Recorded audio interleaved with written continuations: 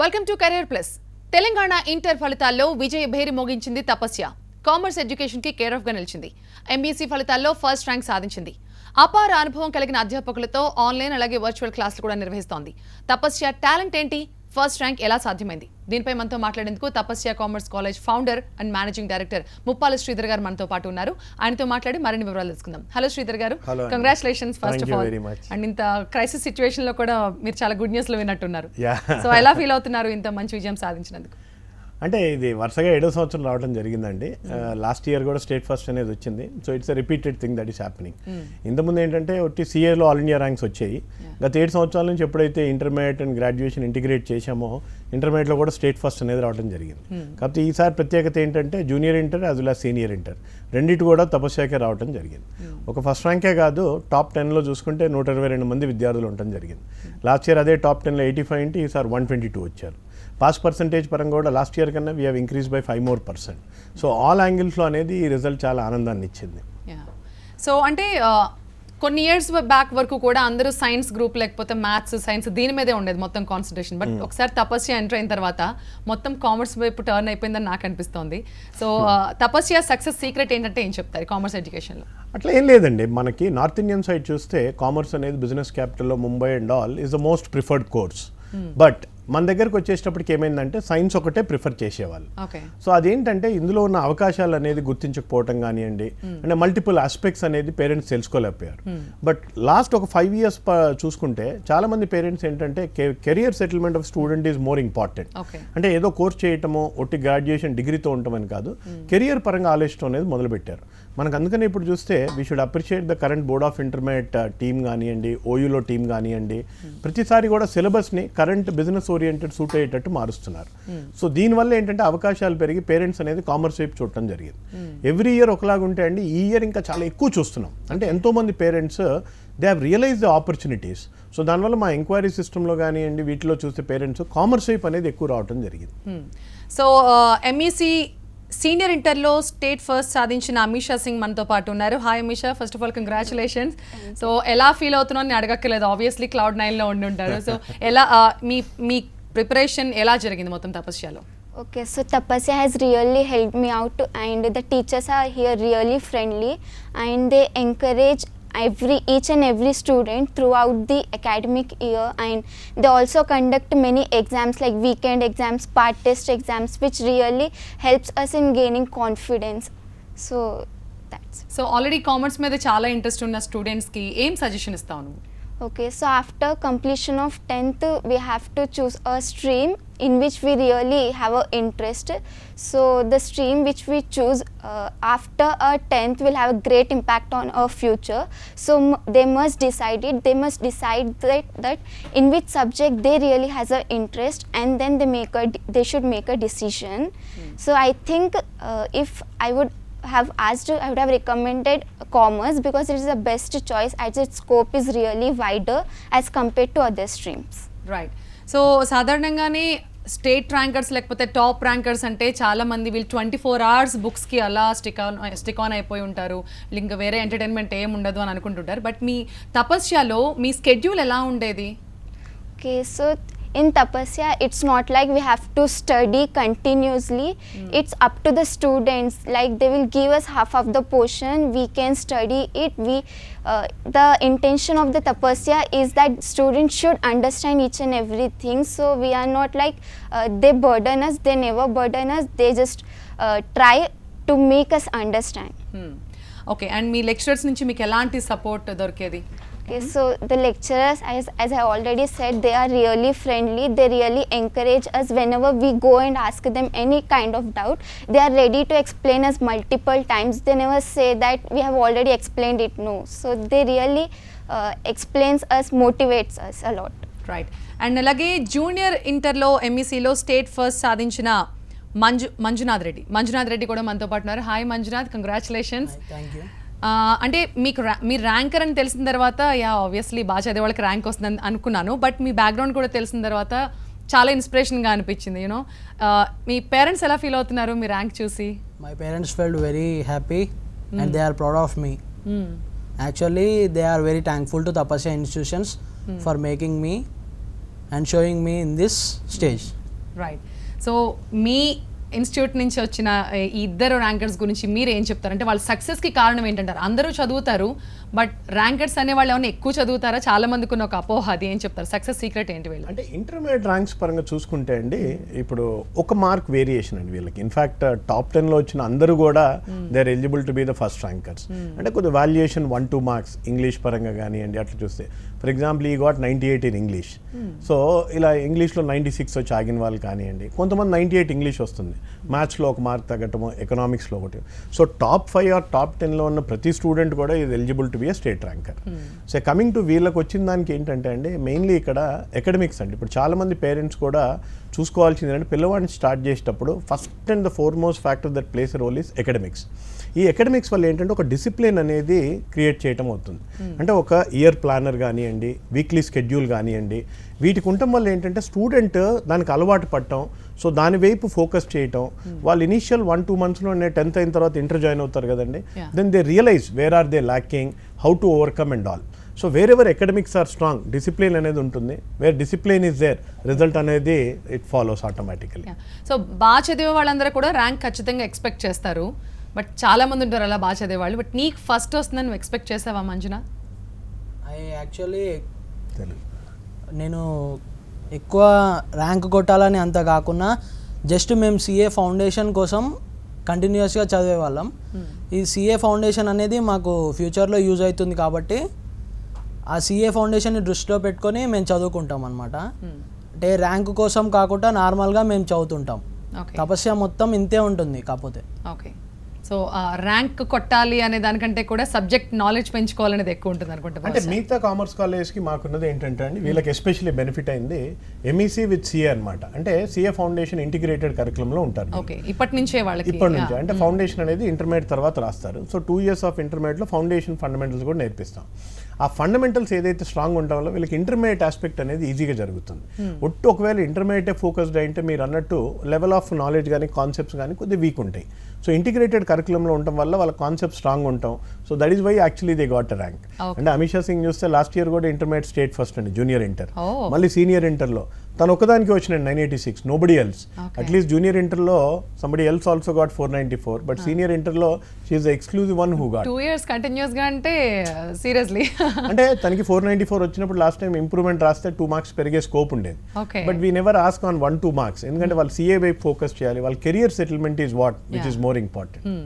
So ఇవన్నీ పక్కన పెడితే ఇప్పుడున్న కరోనా క్రైసిస్, ఇప్పుడున్న సిచ్యువేషన్స్ అకాడమిక్ ఇయర్ మీద చాలా ఇంపాక్ట్ చూపించబోతుంది అనేది చాలా స్పష్టంగా కనిపిస్తోంది. ఈవెన్ స్కూల్ పిల్లల దగ్గర మనకు అంత అనిపిస్తుంటే ఇప్పుడు ఈ స్టేజ్కి వచ్చిన తర్వాత ఎలా అనే డౌట్స్ చాలా మందికి ఉన్నాయి. సో ఈ విషయంలో తపస్య ఎలాంటి భరోసా ఇస్తోంది పేరెంట్స్కి? అంటే దీంట్లో ఒక డిసడ్వాంటేజెస్ ఉన్నాయి, అడ్వాంటేజెస్ ఉన్నాయండి. మీరు అన్నట్టు ఓవరాల్ అందరు స్టూడెంట్స్ పరంగా చూసుకుంటే ప్రతి స్కూల్కి కాలేజ్కి కూడా అంత ఇన్ఫ్రాస్ట్రక్చర్ ఆన్లైన్ ఫెసిలిటీలో అంత స్ట్రాంగ్గా లేరు. తపస్యాకి వచ్చేటప్పటికి ఏమైందంటే మేము 6 years before we have integrated అనమాట. అంటే ఒక స్టూడెంట్ అడ్మిషన్ అయినప్పుడు యూజర్ ఐడి పాస్వర్డ్ వస్తే వాళ్ళ అటెండెన్స్ కానివ్వండి, మార్క్స్ కానివ్వండి, అసెస్మెంట్ కానివ్వండి, రివిజన్ స్కెడ్యూల్స్ కానీ ఇవన్నీ already we have N online system. అందుకని ఈరోజు మా సిఏ ఫౌండేషన్ స్టూడెంట్స్కి ఆన్లైన్ క్లాస్ స్టార్ట్ చేస్తే ఆన్లైన్లో ఎగ్జామ్స్ రాస్తున్నారు, వీక్లీ అసెస్మెంట్ వస్తుంది. ఇన్ఫ్యాక్ట్ ఈ విధంగా ఏంటంటే స్టూడెంట్కి బెనిఫిట్ కూడా అవుతుందండి. సో రేపు గవర్నమెంట్ నోటిఫికేషన్ పరంగా రీసెంట్ గవర్నమెంట్ కూడా చెప్తుందండి దట్ ఈ ఇయర్ కొన్ని రోజులు ఆన్లైన్ ప్రిపేర్ అవ్వాలి, then is what we'll go to college అని. మా దగ్గర 10,000 స్టూడెంట్స్కి ఎట్ ఎ టైమ్ కోచింగ్ ఇవ్వగలిగే ఆన్లైన్ స్ట్రక్చర్ ఉంది.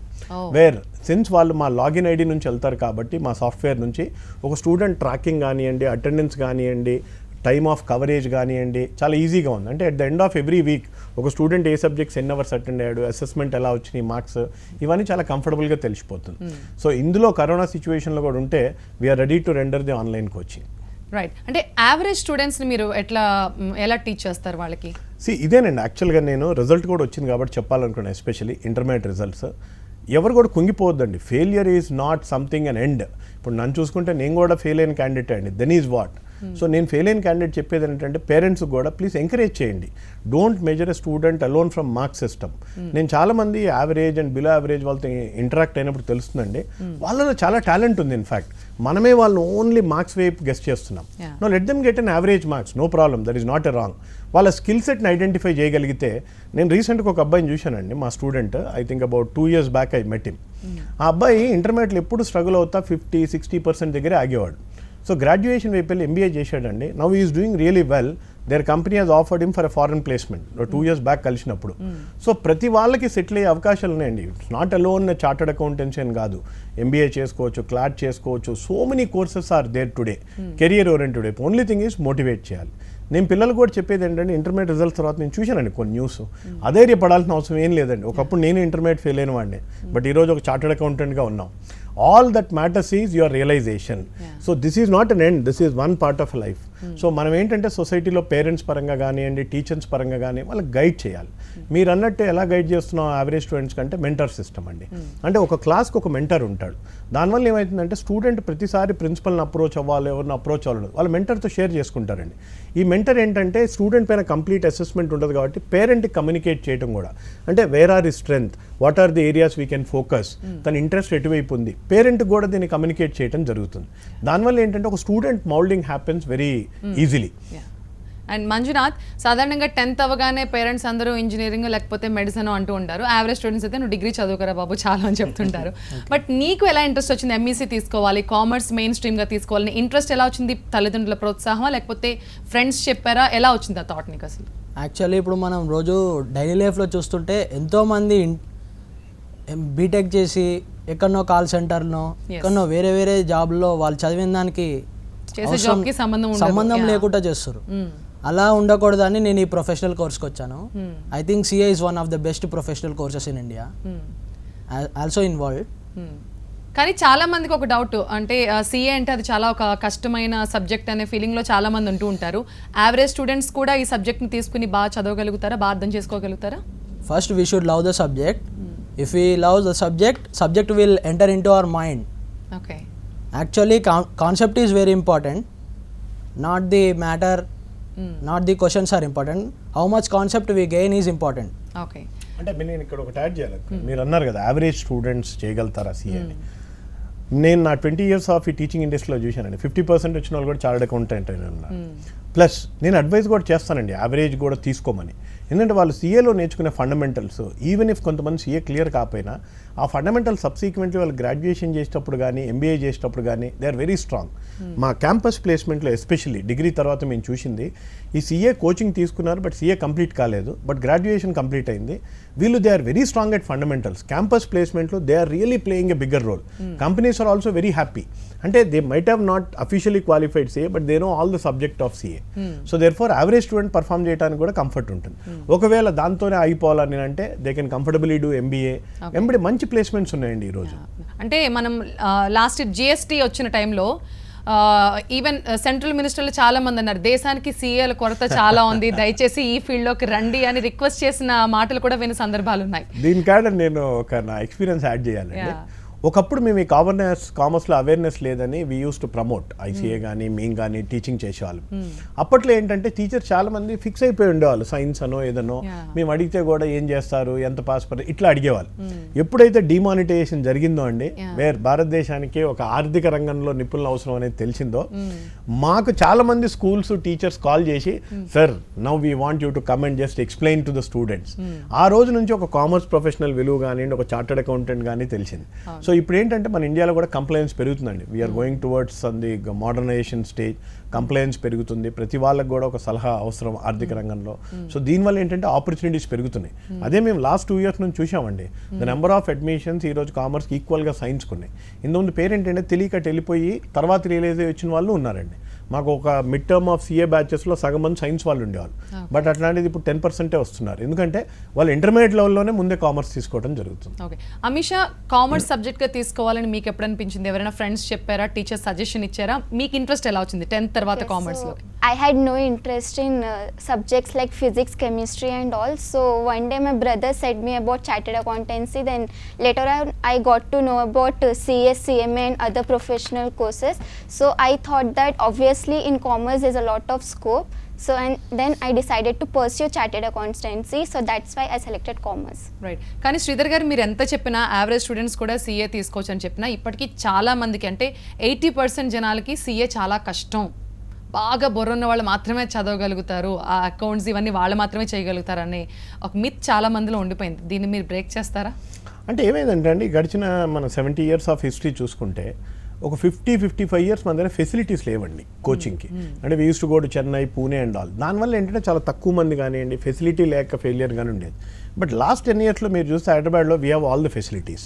సో దేర్ ఫోర్ ఇంతకుముందు పాస్ పర్సనాలిటీకి ఇప్పటికీ అసలు కంపేర్ చేయలేం. యాజ్ నేను ఇంతకుముందు చెప్పాను కదండి, it is not alone a CA. ఈరోజు కామర్స్లో మల్టీ సెగ్మెంట్లో అవకాశాలు ఉన్నాయండి. ఈరోజు మా దగ్గర ఇంటర్మీడియట్ కోచింగ్ తీసుకుంటున్న అబ్బాయి ఇద్దరు సిఏ అయినా తీసుకుంటున్నాడు, సిఎంఐ అయినా తీసుకుంటున్నాడు, company secretary, clot,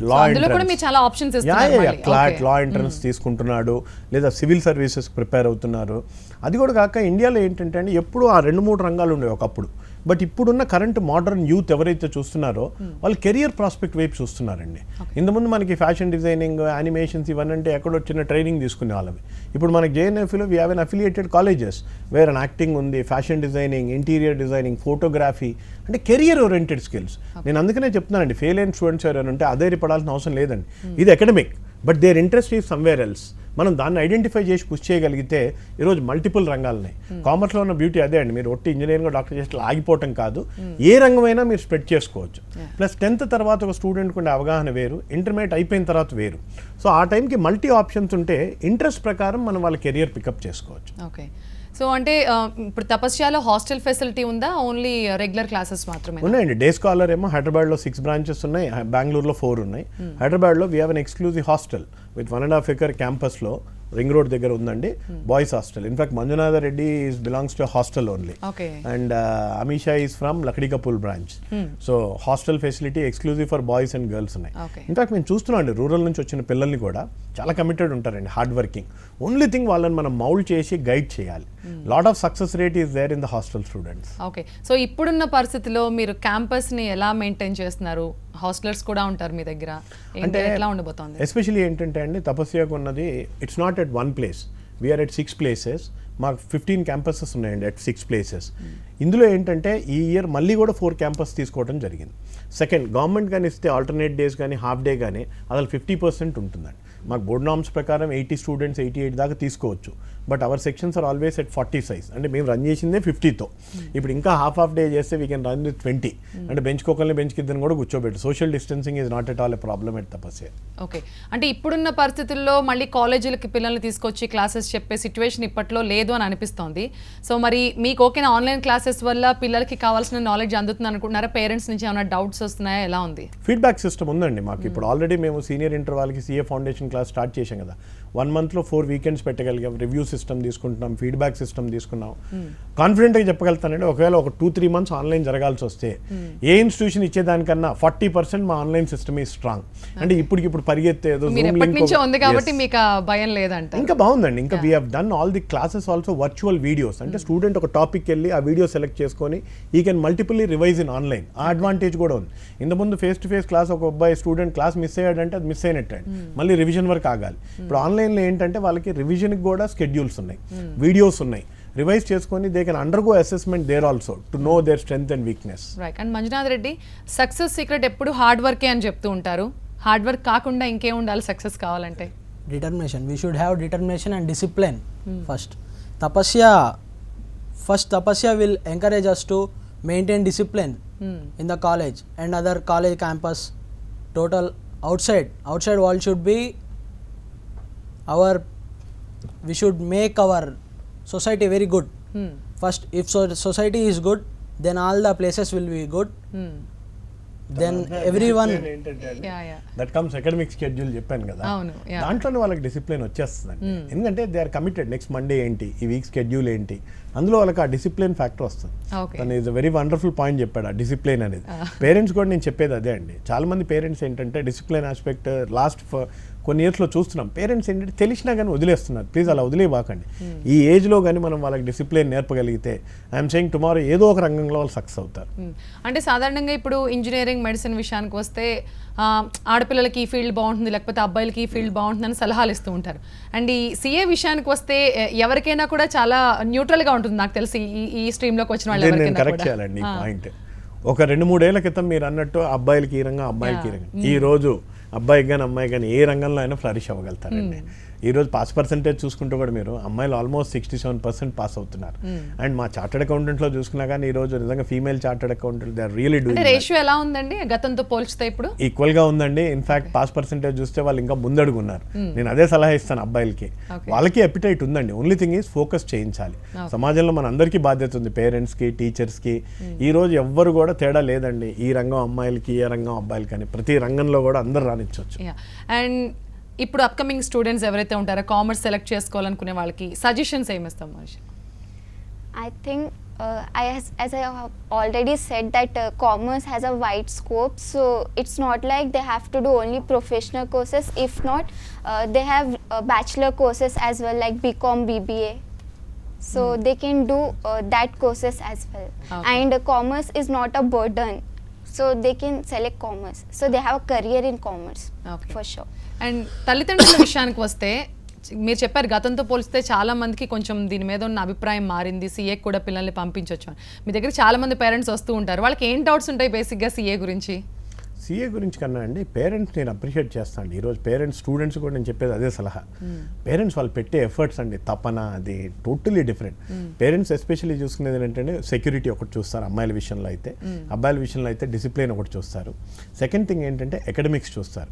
మాదేంటంటే last 8 yearsలో proven track record. బేసిక్గా కామర్స్లో చాలా తక్కువ ఇన్స్టిట్యూషన్స్ అసలు 50-70% పాస్ కూడా ఇవ్వలేకపోతుందండి. అదేంటంటే కామర్స్లో చాలా మనం సెలెక్ట్ చేసుకునే క్యాండిడేట్స్ కానీ, ట్రైనింగ్ విధానం కానీ. బట్ 7 years మేము మెయింటైన్ చేయగలిగాం ఆ ట్రాక్. అంటే ఈరోజు వాళ్ళకి ఇస్తున్న academic curriculum is like that. Parents స్పెషల్గా అడిగే క్వశ్చన్స్ చూస్తుంది ఏంటంటే కెరియర్ ఓరియంటెడ్.